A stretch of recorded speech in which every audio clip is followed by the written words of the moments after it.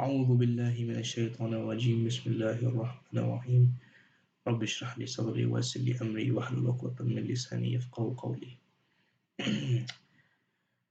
الحمد لله رب العالمين والصلاة والسلام على رسول الكريم Assalamu alaikum wa rahmatullahi wa barakatuhu, my dear respected brothers, sisters, and elders. It's been a long time since I've made a video, and there are good reasons for that, and they will be highlighted, inshallah, in this video. Bidnillah al-Kareem. The first thing is, the reason I'm making, you may have noticed the title of this video is something to do with Asbab al-Nuzul, and I've already made a video on that, and that's because, and that is because I made some big mistakes in my first video, and as I'm learning more about the deen, I realized that they need to be rectified. So I made that first video private, and bi'idhnillah al-kareem, I will point out the mistakes from the first video in this video, and then explain, inshallah, inshallah ta'ala, the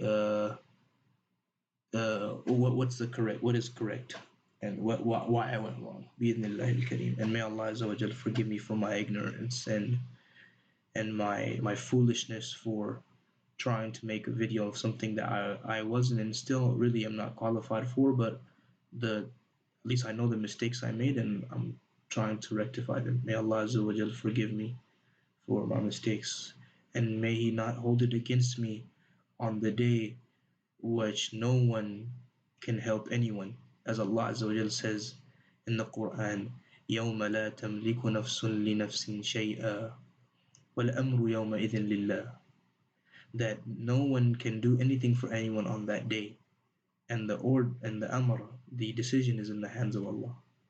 Or وَالْأَمْرُ يَوْمَئِذٍ لِلَّهِ, and the decision is with Allah.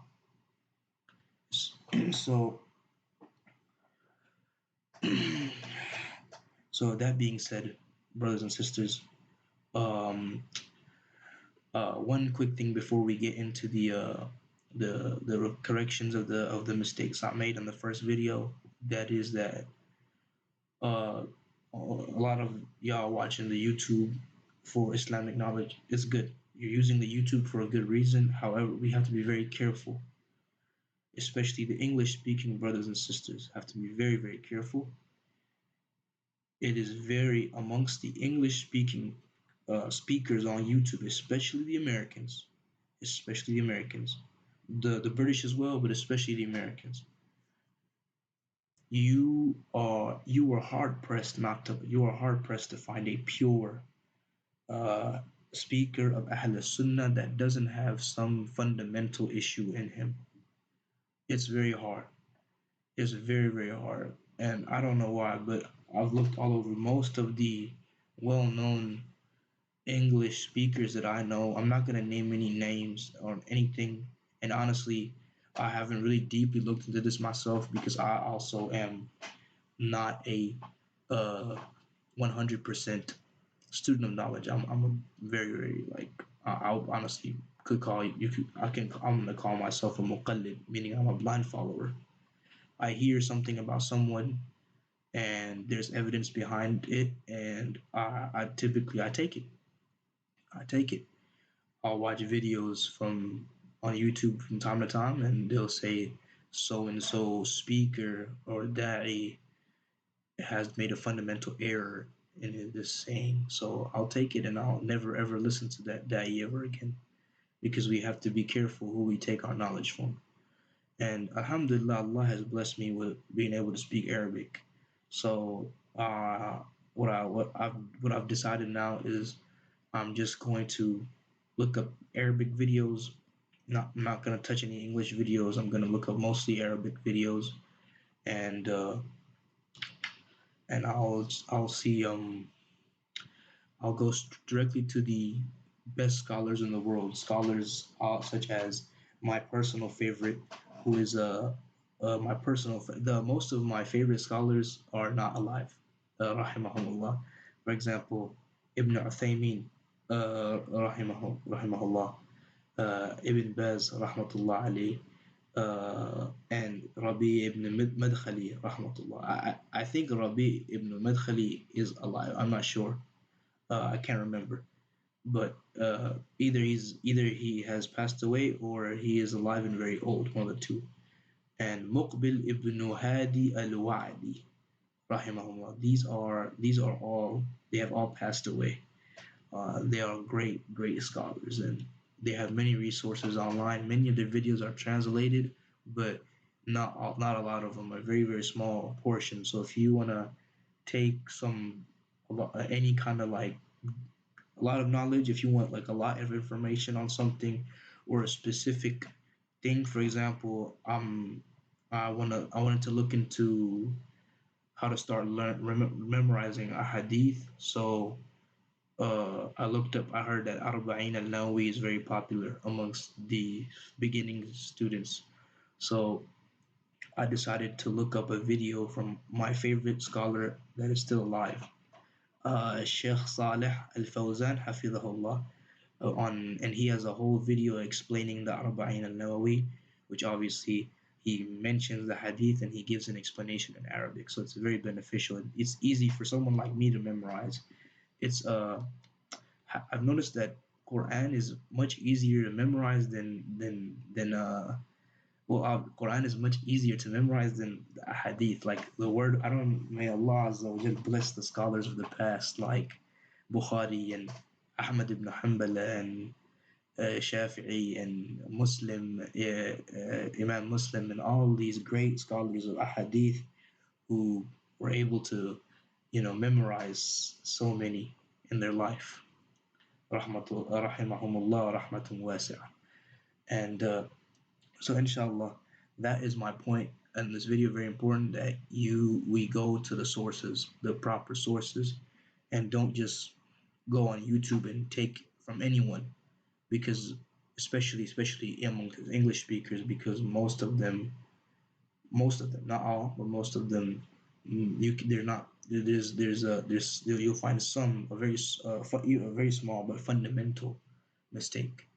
So moving on from that point, and inshallah, I'll see if there's any questions about that. I might make a video on like on, for example, I know I might make a video on the categories of people, completely separate video, short and sweet, inshallah, on the categories of Muslims that the scholars have divided the people into. There's three categories that the scholars have divided the people into, and I'll try to explain more of that inshallah later on in a different video. Um, so going into the mistakes I made on the video Asbab al-Nuzul, the first mistake I want to cover is when I came in and I said, when I tried to differentiate tafsir and tadabbur, it was wrong. So I believe I said something like tadabbur is deeper and more application based, and tafsir is more for that time or whatever. Or disregard that. The thing with tafsir, ya ikhwani, is not everyone can't do it. It's not allowed for anyone to come with tafsir of the Quran. Tafsir is done by mufassirin. Who are the mufassirin? They are scholars. They are scholars like Ibn Kathir and Ibn Taymiyyah, and all these contemporary Ibn Abbas radiyallahu anh. These people, they can write a tafsir, but because why? They have memorized the Quran. All of them are huffaz. All the mufassir. There's no mufassir from Ahl Sunnah wal Jama'ah who exists and he hasn't memorized the Quran. All of them are very strong when it comes to ahadith. All of them, the mufassirin of Ahl Sunnah wal Jama'ah, they are strong when it comes to hadith. And they use the strongest ahadith to explain it. All of them know and yeah, so they know many. You have to be able to write or explain or do tafsir. You really have to know a lot. You have to. It's not just as simple as, oh, I know Arabic. I know the ayah. Let me do a tafsir. No, it's not that simple. You need to know a lot because you need to make sure you don't fall a into falsehood. For example, for example, the Mu'tazila. going back to falsehood, the Mu'tazila, where did they go wrong? They went wrong in their tafsir, in their explanation of the Quran, their understanding. Why did they go wrong? They went wrong because they took, for example, they took one ayah, لَيْسَ كَمِثْلِهِ شَيْءٍ وَهُوَ السَّمِيعُ الْبَصِيرُ, right? And they said, okay, and they took these other ayat, right? Like, for example, ayat about كل من عليها فان ويبقى وجهك ربك ذو الجلال والإكرام, or الرحمن على العرش استوى, طه, الرحمن على العرش استوى, and you know all these multiple ayat, and another ayat they took وجوه يومئذ ناظرة إلى ربها ناظرة. So these ayat that they took, so they said, okay, you have all these ayat, right? وجوه يومئذ ناظرة ناظرة إلى ربها ناظرة. On that day, their faces will smile. إلى ربها ناظرة. Well, they'll be looking at their Lord. So on the day, inshallah, may Allah bless us with us being able to see Him. So the Mu'tazila said that this wajh, this face of Allah isn't literal. It's figurative because of this ayah. ليس كمثله شيء وهو السميع البصير. From the basic thing I know about them. But but the thing is, this is how they made a mistake. Had they looked into what, how the Sahaba radiallahu anhum, how the Nabi sallallahu alaihi wasallam, because they were also in the time of the Tabi'i, so they didn't have to go back that far like we do.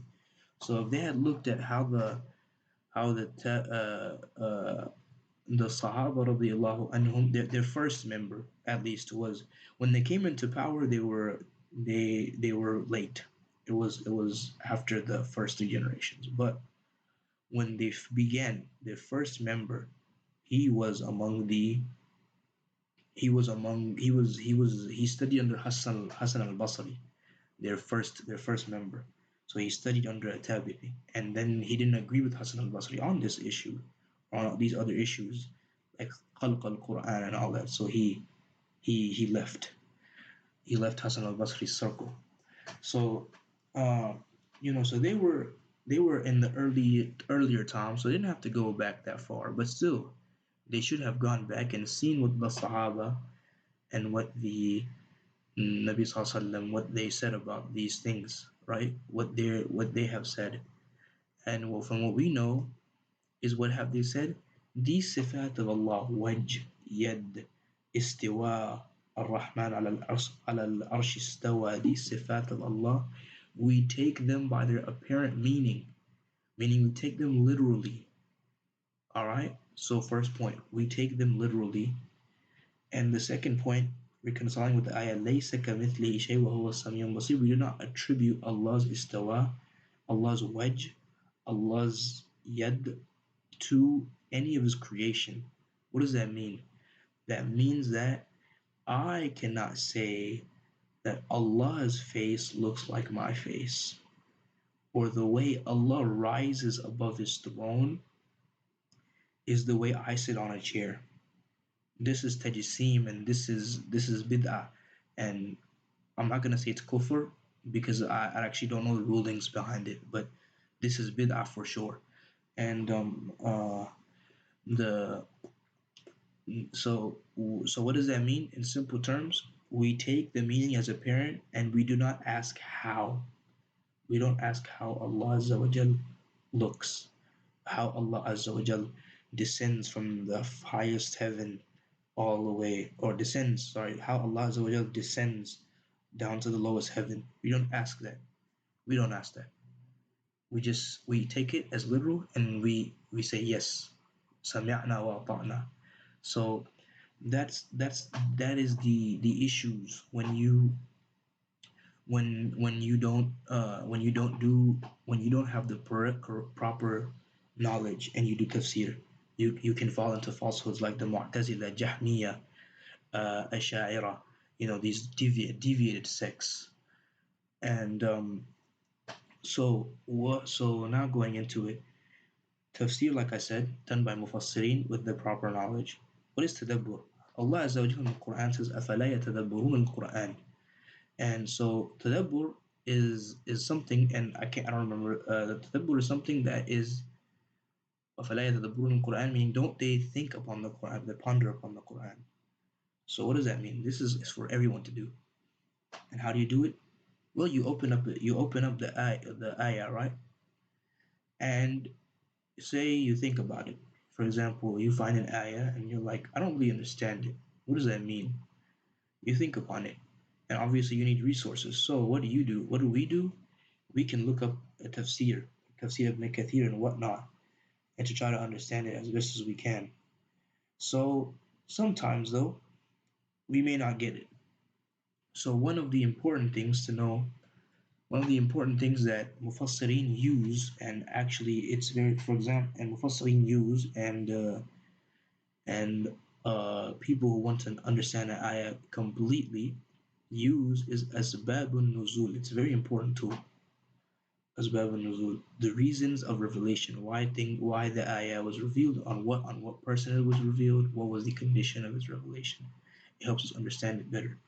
For example, the first ayah of Surah Tawbah, right? And in America, living in Texas, you get asked this question by Christians multiple times, multiple times. What is about Surah Tawbah? What does the first ayah mean?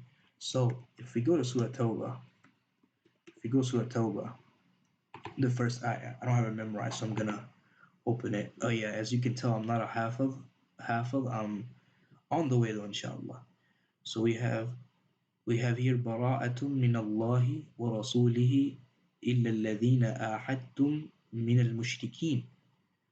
So bara'atun min Allah, bara'a means you're free. Bara'atun min Allah wa rasulihi. Allah and His Rasul are free. Alladhina ahadtum min al-mushrikeen. Okay, so without going into too much detail, a non-Muslim, he reads this, what does he say? Oh, these people, they don't keep treaties with the non-believers. The non-believers, the non-believers, meaning, so if we make a treaty with them, they'll betray us. That's what a lot of them ask when they, and being in college, and have being in the dawah scene in my college, I've heard this question before. So that's what I mean. So that's what they say. They're not correct. And why they're not correct? Because we know the asbab and nuzul of this ayah was for an event in which the mushrikeen violated the treaty with Nabi Sallallahu Alaihi Wasallam and the Sahaba of the Allahu anhum. So we know this. And using this asbab and nuzul, using this reasons of revelation, the scholars, they can come with multiple rulings on this. So and apply it to the modern day, or the people knowing this, you can take, not us, we're regular people, but here's what we can do using this. For example, we can take that asbab and nuzul and the ayah, and obviously if we probably and obviously it's good to have the any ahadith which may relate to it, to understand how we can apply it in our daily life. This is tadabbur for regular people. And tafsir obviously is what the scholars do, the mufassirin. And this is how the for example, this is how many scholars, asbab and nuzul is very important, because if you know the asbab and nuzul, we can come out with many scholars can come out with many rulings, or things such as that. And that's what the Quran, that's the beauty of the Quran. Quran is not a book like for you to read. It's not a story book. It's a book for you to learn how to live. It's a book for you to learn how to live, how to worship Allah alone, without associating partners, without innovating, and for you to learn how to live your life the way Allah and His Rasul ordered, not wanted, ordered, because they order and we listen. That's our role. We listen. It is not ما كان لمؤمن ولا مؤمنة إذا قضى الله ورسوله أمر فيكون لهم الخيرة من أمره. It is not for the believing man or woman to make a choice after the Nabi Sallallahu Alaihi Wasallam and Allah have ordered something. This is not the sign of a believer. If you make a choice, if Nabi, if ayat say something, hadith say something, Sunnah and the Quran they say something, and you decide that I want to do this, you're not a mu'min. This you're not a mu'min. That's what that ayah tells us. So we have to know, we have to really, what's it called? We have to live our life exactly as the book, as Allah want and as Rasul wanted us to the best of our ability. فَاتَّقُوا اللَّهَ مَا اسْتَطَعْتُمْ وَاسْمَعُوا وَأَطِيعُوا. We have to do it to the best of our ability. Allah Azza wa Jal, He looks for jihad, ijtihad. He loves those who do jihad fi sabilillah. And jihad also can be non-violent as well. And the non-violent is us trying to follow Allah Azza wa Jal's orders and the Sunnah of the Prophet Sallallahu Alaihi Wasallam. So I hope that was another mistake before I let everyone go.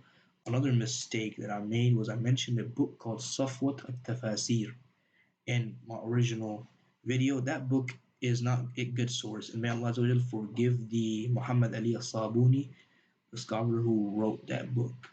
May Allah forgive him for his mistakes. What he did was he would take Tafsir Ibn Kathir, Tafsir, Qurtubi stuff, good Tafsir from Ahl Sunnah, but then he would also take Tafsir from Mu'tazila and combine them he would pick and choose between both, and he would combine them and call it Safwat al-Tafasir, meaning the best of tafsir. So it's not a good source because there's falsehood in it. And may Allah forgive its writer. And may Allah forgive us for our shortcomings as well. So brothers and sisters, that's all I had today. Any questions, feel free to leave them in the comments. Inshallah, we'll see each other again in a video whenever I have something to say with proper knowledge, and inshallah, keep on this way, and may Allah Azza wa Jal keep everyone on the Quran and on the Quran and the Sunnah, and may Allah Azza wa Jal not guide may Allah Azza wa Jal not leave us to be misguided into innovation and shirk and kufr. And Ameen ya Rabbal Alameen. Inshallah, إلى اللقاء and نراكم على خير إن شاء الله. السلام عليكم ورحمة الله.